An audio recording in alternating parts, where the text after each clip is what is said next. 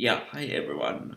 Just thought that I record some of my thoughts on the movie called The Favorite, the one where Olivia Colman just last Sunday night won her Oscar for Best Performance for an Actress in a Leading Role. And oh boy, do I have some thoughts on that win right there. And this is an unscripted, but on the other hand, um, unscripted, but on the other hand, scripted video in a way because I have been like marking down my thoughts on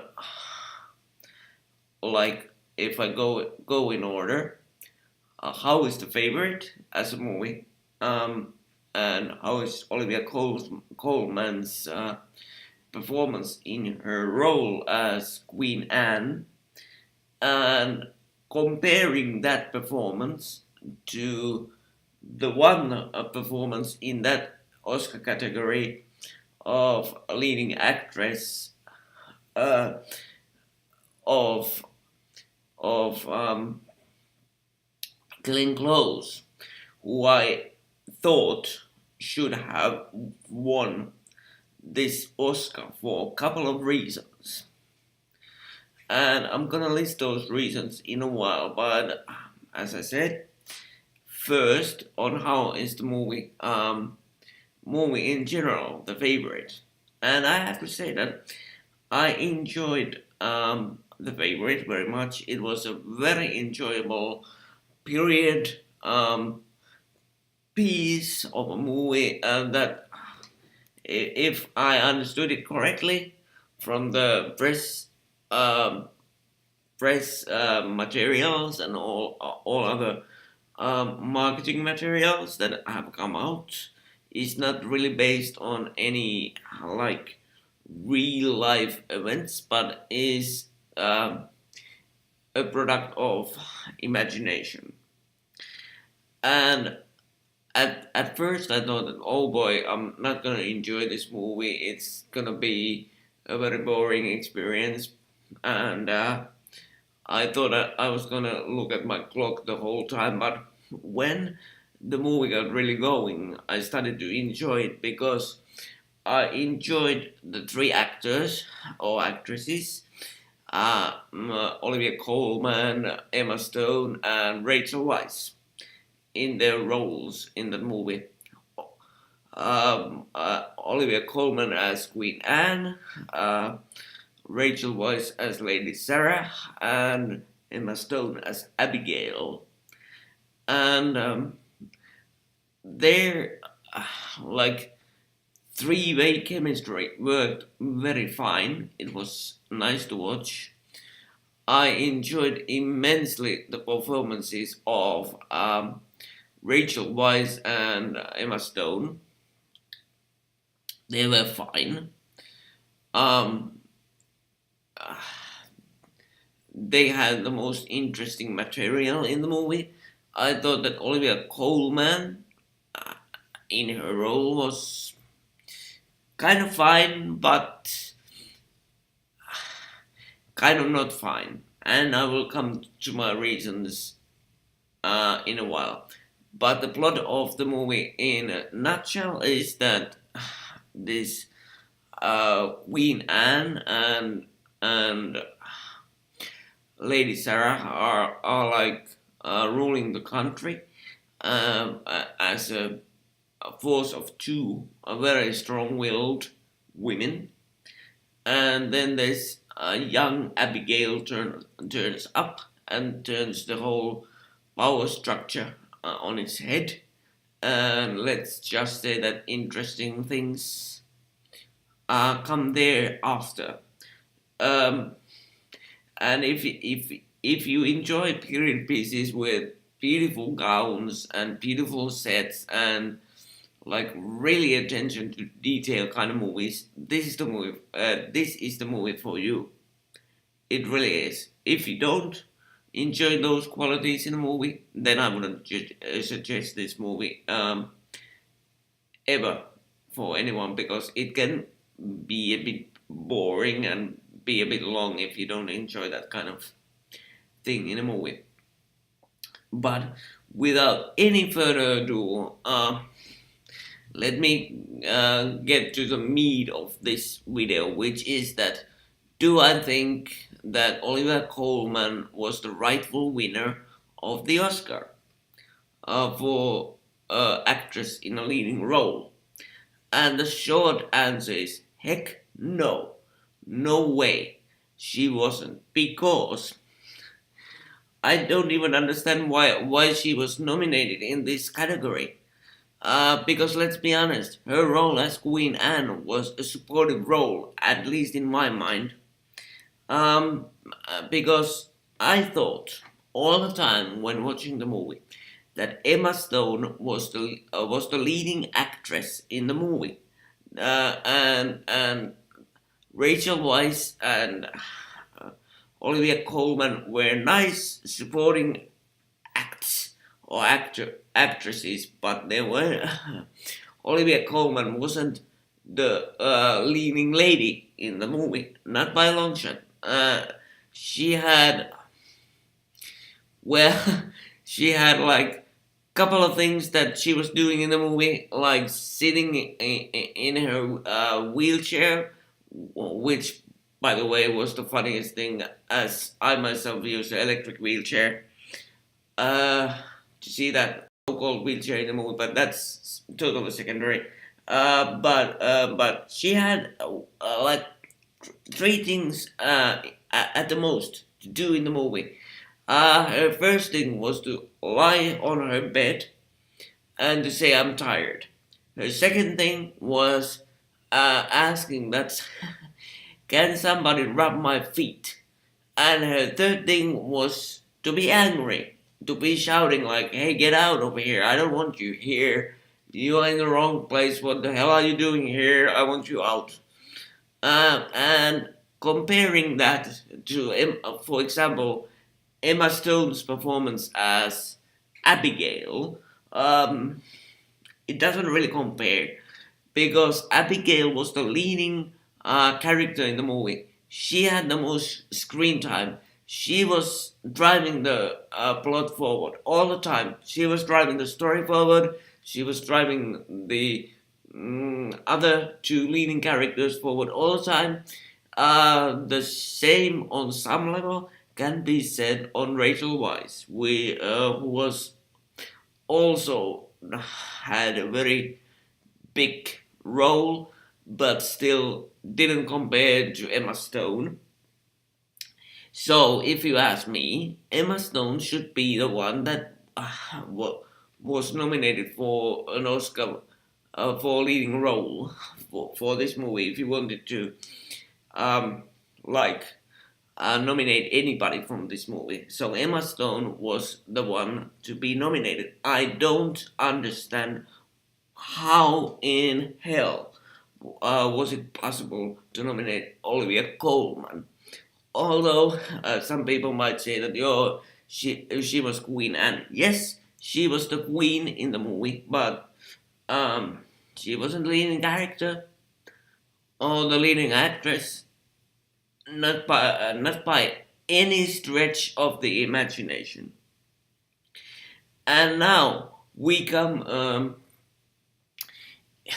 to like comparing Glenn Close, who, in my mind, as I said before, should have won the Oscar. Because did Olivia Colman carry the movie on her shoulders? No, absolutely not. She was there to lie on her bed and to scream and to do certain other things. But did Glenn Close carry in the movie The Wife? Which, by the way, if you don't know, is a movie about like American writer who wins the Nobel Prize, but then it's discovered that actually his wife, played by Glenn Close, has written all of his books, and like a very nice movie ensues from that. But to get to the meat of the video again, in The Wife, uh, Glenn Close carried the whole movie on her shoulders. Without Glenn Close, there wouldn't be a movie. There absolutely would not be a movie. Would there be a movie without Oliivia Colman? Heck yeah, there would have been a very nice movie. Um, because you wouldn't even need a very well-known actress to be playing Queen Anne in The Favourite. But would you be able to produce the same movie, The Wife, as you did with Glenn Close, without Glenn Close being in the leading role? No, you could not. That's just a fact. I don't care what anybody else says. That's just the biggest fact of last year's movies when comparing these two actresses in the leading roles. Sorry about my cough. I'm a bit under the weather, by the way, so don't mind that one at all. But yeah, it's unimaginable for me. How did the people that are responsible for choosing even the nominees for these categories in the Oscars, how were they even able to place Glenn Close and Oliivia Colman in the same category? Is beyond me. It's absolutely beyond me. Um, Oliivia Colman should have been in the supporting actress category, even if at all in any category in this year's Oscars, because her performance was mediocre. It wasn't the best, it wasn't the worst, just mediocre. But Glenn Close's performance in The Wife was excellent beyond words. It was mesmerizing.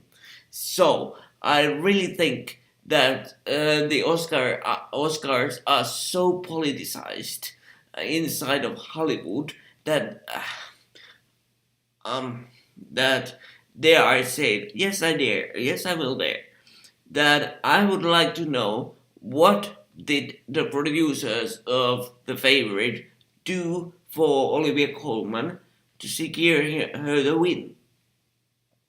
Because let's be honest, there must be some behind the scenes play, as there of course always is in the Oscars, because let's face it, the Oscars are so freaking politicized these years, or, or nowadays. But yeah,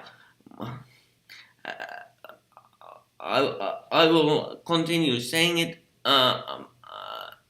like all time, every time somebody asks me, that Oliivia Colman should have not won the Oscar for actress in a leading role. It should have gone to Glenn Close for The Wife.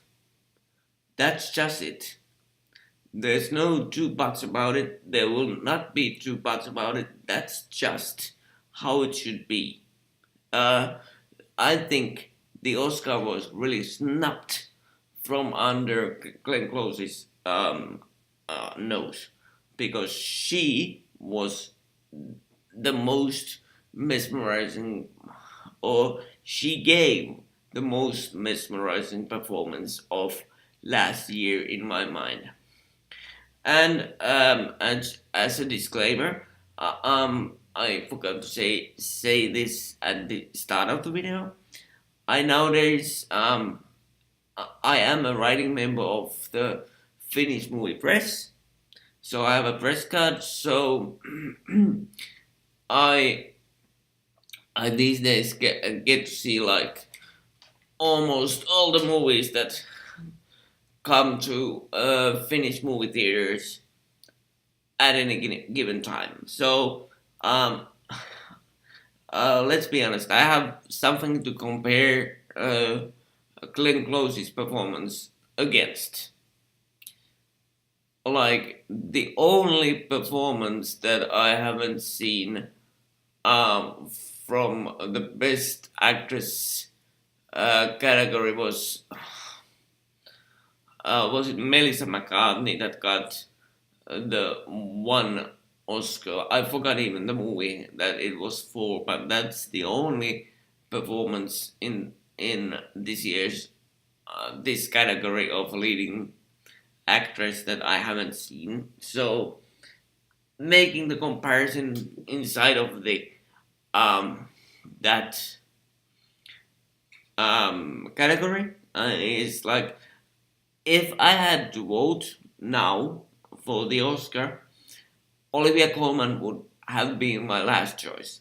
Absolutely my last choice. Disregarding the Melissa McCartney part, but absolutely my last choice. There's no.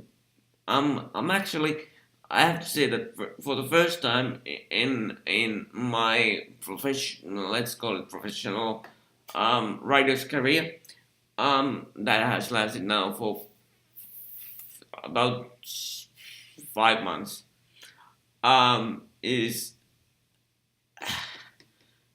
I'm angry. I'm very angry at the academy for doing this because, yeah, as I said, it should have been very clear uh, who is the best actress of the year.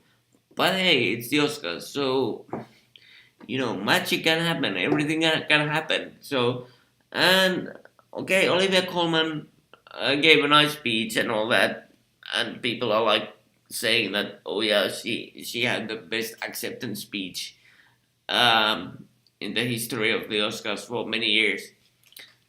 But for me, it doesn't really matter. For me, what matters is the performance, and she didn't even compare to Glenn Close.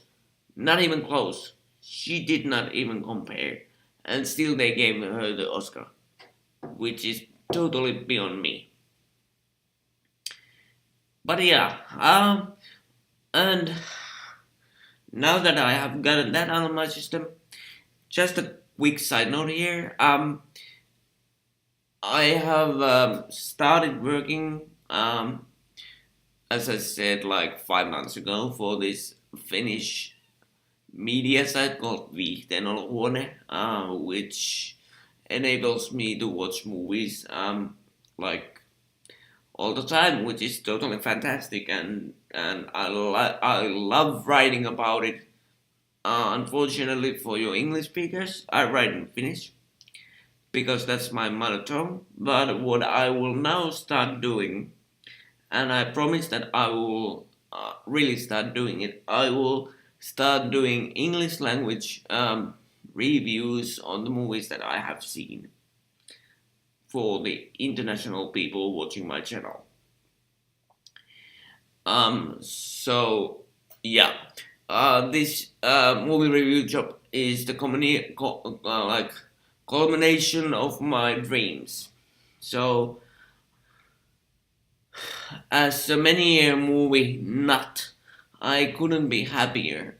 I couldn't have asked for better thing to be doing in my life. I really enjoy this. I get the most awesome kicks from going to the movie theaters at 9:30 a.m. to watch some movie that is coming to theaters like in 2 months, 1 month. Like at first it felt so crazy, but now it's like so nice. So and I will also ask my editor like, would it be okay if I start writing English somewhat on something. I'm not sure yet what. I will first establish myself in the Finnish movie review scene, and then I will see if I will start writing stuff in English. That would be fantastic. But we'll see. But thanks for your attention, and yeah. See you guys very soon. Like next week I will do at least the Captain America review, and there are a couple of other movies coming down the pipeline. So as I said, I will do a video review in English for those movies. So keep your eyes open for those. Thanks and bye bye.